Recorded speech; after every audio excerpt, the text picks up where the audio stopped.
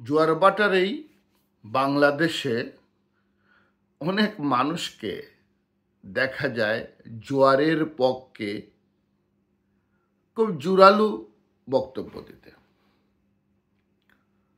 এখন সমন্বয়কদের জোয়ার চলতেছে বাংলাদেশে, মাঠে ঘাটে সমন্বয়কদের একটা আধিপত্য। সেই আধিপত্যে অন্ধ হয়ে বা আক্রান্ত হয়ে আমাদের সাংবাদিক মহলেও কিছু মানুষ বিভ্রান্ত। আমাদের অঞ্চলে বলে যে তেলকা মাথায় তেল দিতে সবাই আরাম পায়। ওই তেলকা মাথায় সাংবাদিকরাও তেল দিচ্ছেন।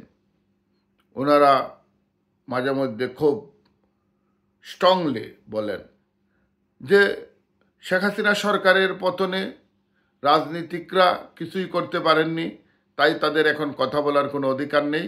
সমন্বয়করা আন্দোলন করে, ছাত্ররা আন্দোলন করে শেখ হাসিনা সরকারকে পতন ঘটিয়েছে, তাই তারাই সিদ্ধান্ত নেবে কিভাবে রাষ্ট্র চলবে, এবং নির্বাচন 5 বছরের আগে প্রয়োজন নেই, সংস্কার আগে হোক। সংস্কারের তারা একটা রোডম্যাপ দিয়ে দেন যে যতক্ষণ পর্যন্ত সাবেক সরকারের ত্রুটিকারীদের বিচার হয়নি, এই হয়নি সেই হয়নি, ততক্ষণ পর্যন্ত কোনো নির্বাচন নেই। কিন্তু এভাবে চলবে না। রাজনৈতিক নেতাদের অবদান ছাড়া এখানে সরকারের পতন হয়নি। 16 বছরের রাজনৈতিক আন্দোলনের ধারাবাহিক আন্দোলনের একটা পর্যায়ে এসে 2024-এর জুলাই আগস্টে শেখ হাসিনা সরকারের পতন হয়েছে। এটা একদিনে হয়নি, এক মাসে হয়নি।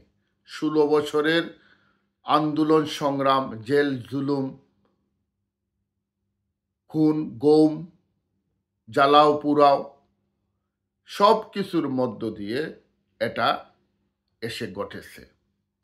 দেখেন, এদেশে আমরা অনেক সময় অনেক কাজ করি যেগুলো পরবর্তীতে এগুলো মূর্খতার পরিচয় দেয়। আমরা 71-এর স্বাধীনতা যুদ্ধের ইতিহাস বলতে গিয়ে আমরা ভুলে যাই যে 71 একদিনে আসেনি। এখানে 71 একদিনে আসেনি। আমরা ভাষা আন্দোলনের ইতিহাস বলতে গিয়ে ভুলে যাই এখানে ভাষা আন্দোলন রাতারাতি হয়নি। এখানে 1757 সালে পলাশীর আমবাগানে নবাব সিরাজউদ্দৌলা লর্ড কাইবের সাথে যুদ্ধ করতে গিয়ে পরাজিত হয়েছেন। এরপরে আমরা গোটা বাংলাদেশ, বাংলা, এরপরে বিহার, উড়িষ্যা, এগুলা পরাধীন হয়ে যায়। পলাশীর 6 বছর পরে মীর কাসেম আলীর নেতৃত্বে এখানে সশস্ত্র আন্দোলন শুরু হয়, স্বাধীনতা আন্দোলন। এই স্বাধীনতা আন্দোলনের ধারাবাহিকতায় এখানে অসংখ্য যুদ্ধ হয়েছে, অসংখ্য গেরিলা যুদ্ধ হয়েছে। এখানে ফকির মজনুসার আন্দোলন হয়েছে, হাজী শরাইতুল্লাহর ফারাইজি আন্দোলন হয়েছে, এখানে সূর্য সেনের আন্দোলন হয়েছে, এখানে নেতাজি সুভাষচন্দ্র বসুর নেতৃত্বে আন্দোলন হয়েছে। এখানে এইভাবে আন্দোলনের ধারাবাহিকতায় অসহযোগ আন্দোলন হয়েছে, সহযোগ আন্দোলন হয়েছে। এখানে অসংখ্য নেতারা জেলে গিয়েছেন। এখানে রেশমি রুমাল আন্দোলন হয়েছে। এই ধরনের আন্দোলনের ধারাবাহিকতায় এখানে 1757 থেকে 1857 পর্যন্ত দীর্ঘ আন্দোলনের পর এখানে একটা সিপাহী বিপ্লব হয়েছে।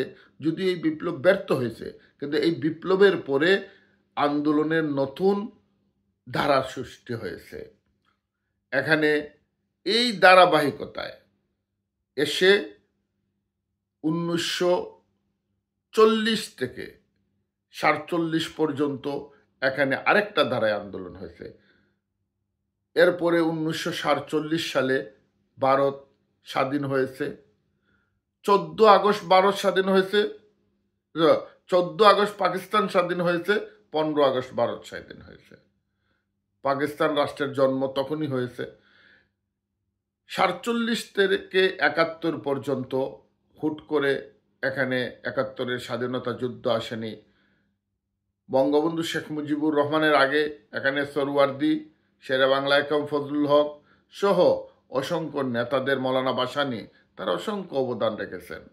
52-এর ভাষা আন্দোলন, এটা 52-এ শুরু হয়নি, এটা তো আর্য যুগ থেকে চলছিল। এখানে ভাষা আন্দোলন, এখানে ভাষার জন্য বারবার লড়াই হয়েছে।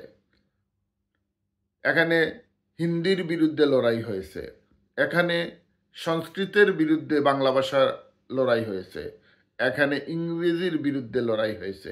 এরপরে 52 এসে পাকিস্তানি শাসকদের উর্দু ভাষার বিরুদ্ধে লড়াই হয়েছে।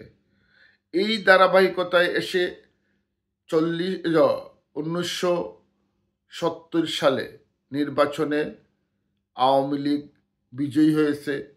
এরপরে 71-এ স্বাধীনতা যুদ্ধ হয়েছে, 9 মাস রক্তক্ষয়ী যুদ্ধ হয়েছে, অনেক মানুষ শহীদ হয়েছেন, অনেক মা বোন ইজ্জত হারিয়েছেন। এরপরে 16ই ডিসেম্বর বিজয় এসেছে, এটা হুট করে হয়নি। তেমনিভাবে 2024-এর যে গণঅভ্যুত্থান হয়েছে সেটাও হুট করে হয়নি, সেটা 16 বছরের আন্দোলনের ফসল। রাজনৈতিক নেতাদের অবদান আপনি অস্বীকার করতে পারবেন না, এবং রাজনৈতিক নেতাদেরকে উপেক্ষা করে এখানে কোনো সমাধান আসবে না। শাসন করতে পারবেন, জেনারেল এরশাদ 9 বছর শাসন করেছেন, সামরিক শাসন। মঈনুদ্দিন, ফখরুদ্দিনের শাসন ছিল। এখানে অসংখ্য স্বৈর শাসনের ইতিহাস রয়েছে। আপনারাও রাজনৈতিক নেতাদেরকে, রাজনৈতিক কর্মীদেরকে, রাজনৈতিক দলগুলোকে উপেক্ষা করে শাসন করতে পারবেন। কত বছর করতে পারবেন সেটাও বিষয় নয়, কিন্তু ইতিহাসে আপনাদের শাসন হবে আরেকটা স্বৈর শাসন, আর একটা ফ্যাসিস্ট শাসন।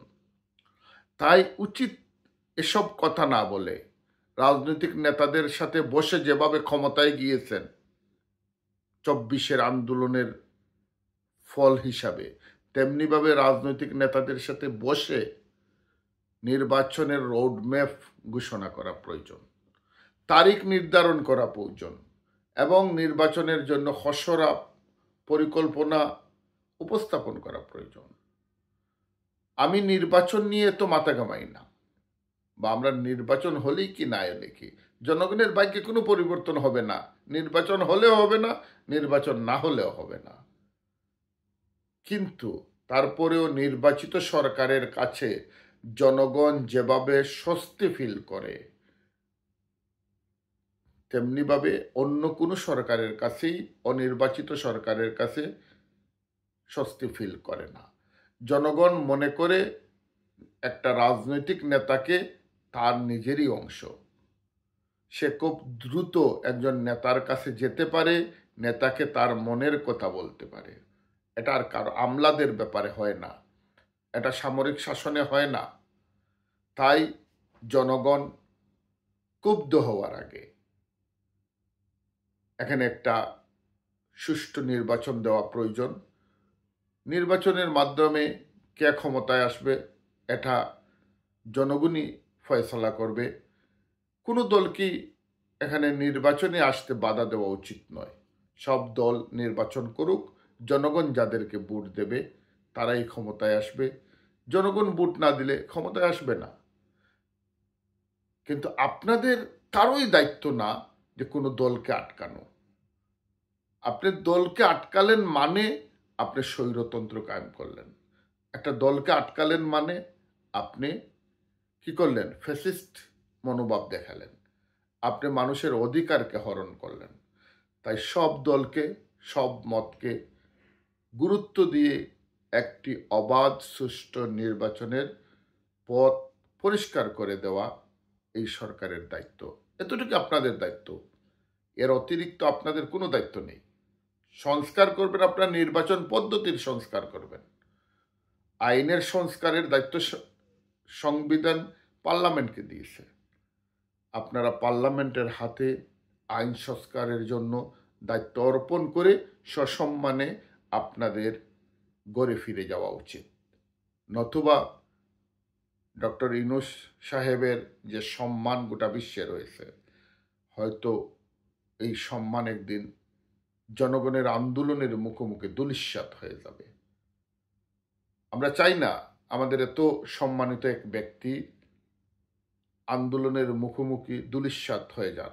এখানে বঙ্গবন্ধুরও আকাশচুম্বী জনপ্রিয়তা ছিল, এখানে জিয়াউর রহমানের আকাশচুম্বী জনপ্রিয়তা ছিল, এখানে শেখ হাসিনারও একদিন আকাশচুম্বী জনপ্রিয়তা ছিল, খালেদা জিয়ারও ছিল, আছে তাদের তাদের নিজস্ব ক্ষেত্রে।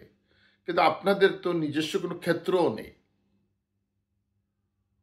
তাই আপনাদের যেদিন পরাজয় ঘটবে সেদিন মানুষ আপনাদের কথা স্মরণও করবে না, কাউকে পাবেন না আপনাদের বিরুদ্ধে যে অভিযোগগুলো আসবে সেগুলোকে মোকাবেলা করার মতো। আওয়ামী লীগের বিরুদ্ধে, আওয়ামী নেতাদের বিরুদ্ধে যে অভিযোগগুলো আসতেছে, এগুলো তাদের কর্মীরা তাদের মতো করে মোকাবেলা করবে, করতেছে, করে যাবে। কিন্তু আপনারা এই লোকগুলো পাবেন না। তাই আপনাদের উচিত একটা সুষ্ঠু নির্বাচন দিয়ে ঘরে ফিরে যাওয়া এবং দেশকে রাজনৈতিক নেতাদের হাতে ছেড়ে দেওয়া। ধন্যবাদ। আসসালামু আলাইকুম।